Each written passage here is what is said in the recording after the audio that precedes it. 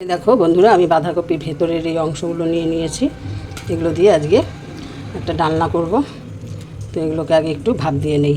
হয়ে গেছে। এখন আমি বাঁধাকপির এই ভেতরের অংশটা বেসন দিয়ে দিয়ে ভেজে নেব।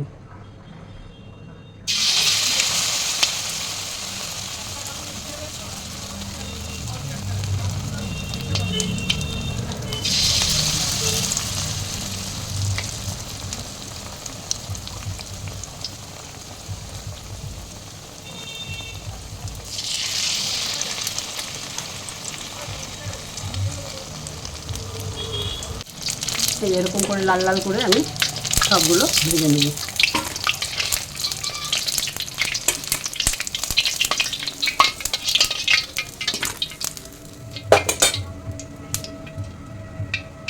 আবারও তেলের মধ্যে দিয়ে দেবো।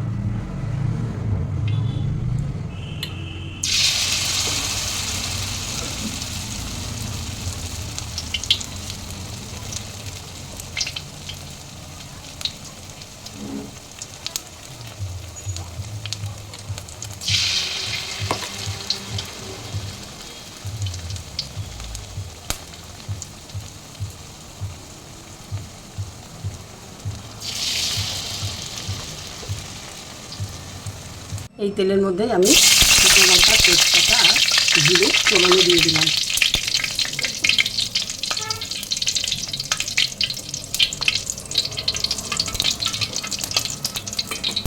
এবারে আলু দিয়ে দিলাম।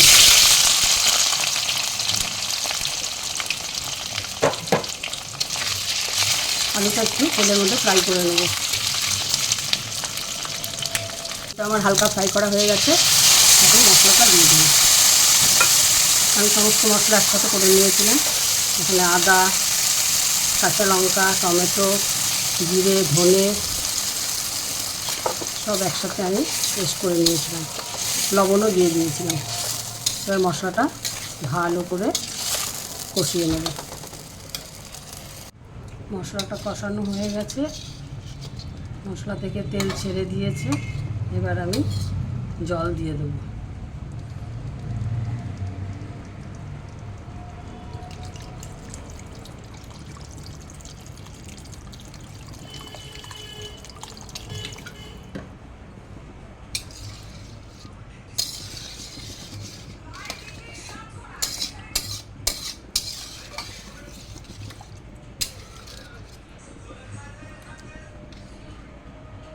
ঝোলটা উতলে গেছে।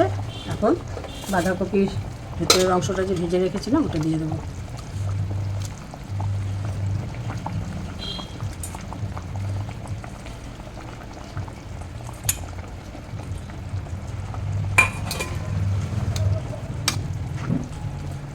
এবার 2 মিনিট ফুটুক। মিনিট ফুটিয়ে নিয়েছি। এবার নামানোর আগে অল্প গরম মশলা আর 1 চামচের মতন ঘি দিয়ে দেবো।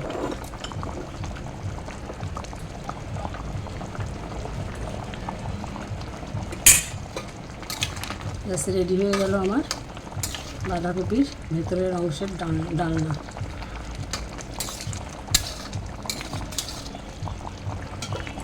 টাটা বন্ধুরা, আবার নেক্সট ভিডিওতে দেখা হবে। ততক্ষণ তোমরা ভালো থেকো, সুস্থ থেকো।